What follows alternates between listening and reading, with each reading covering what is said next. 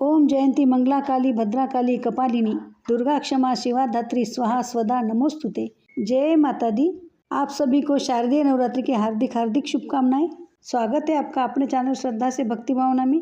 मंगलवार 23 सितंबर 2025 को शारदीय नवरात्रि का दूसरा दिन है। यह दिन माँ ब्रह्मचारिणी को समर्पित होता है। देवी ब्रह्मचारिणी माँ दुर्गा के 9 रूपों में से दूसरा रूप है।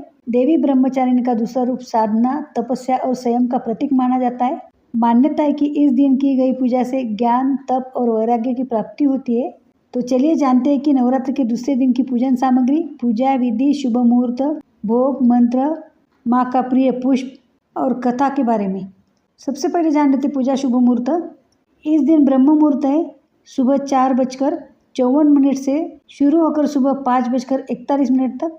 यह समय दिन की शुरुआत में पूजा करने के लिए अत्यंत शुभ माना जाता है। यदि किसी कारण से आप इस समय पर पूजा न कर सके तो अभिजीत मुहूर्त है दोपहर 12:08 से दोपहर 12:56 तक। यह समय भी माँ की आराधना के लिए बहुत फलदायी माना जाता है।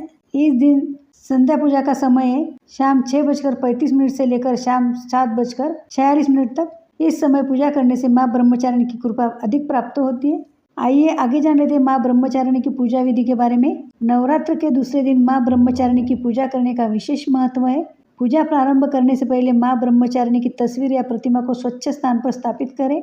माँ की तस्वीर को गंगा जल से स्नान कराएं। माँ के चरणों में रोली, अक्षत यानी चावल और पुष्प अर्पित करें। यह सम्मान और भक्ति का प्रतीक है। माँ ब्रह्मचारिणी को फल, भोग और अन्य प्रसाद अर्पित करें। पूजा स्थल पर धूप और दीपक जलाएं। इससे वातावरण में सकारात्मक ऊर्जा का संचार होता है और नकारात्मक शक्तियों का नाश होता है। इसके बाद माँ ब्रह्मचारिणी के मंत्रों का जाप करें। पूजा का समापन आरती से करें और माँ से आशीर्वाद प्राप्त करें। माँ ब्रह्मचारिणी का वाहन गाय है और उनका स्वरूप अत्यंत शांत, सरल और ध्यानमग्न होता है। माता सफ़ेद वस्त्र धारण करती है जो उनके शांत स्वभाव और पवित्रता का प्रतीक है। माँ ब्रह्मचारिणी के दाएं हाथ में माला और बाएं हाथ में कमंडल होता है। माला को सतत भक्ति और ध्यान का प्रतीक माना जाता है, जबकि कमंडल तपस्या, संयम और आत्मशुद्धि का प्रतीक होता है। उनका यह स्वरूप भक्तों को धैर्य, साधना और मानसिक स्थिरता की प्रेरणा देता है। आइए आगे जान लेते हैं माँ ब्रह्मचारिणी को कौन सी चीज़ें अर्पित करनी चाहिए जिससे माँ प्रसन्न होकर हमें आशीर्वाद दे। माँ ब्रह्मचारिणी की पूजा में उनकी प्रिय चीज़ें अर्पित करना अत्यंत शुभ माना जाता है। इससे माँ की प्रसन्नता बढ़ती है और भक्तों की मनोकामनाएं जल्दी पूरी होती है। माँ को चमेली का फूल चढ़ाने से वो प्रसन्न होती है। भोग में माँ को दूध से बनी चीज़ें चढ़ाने से भी शुभ फल मिलता है। देवी को सफ़ेद और पीला रंग अत्यंत प्रिय है। पूजा करते समय संभव हो तो इन रंगों के कपड़े पहने।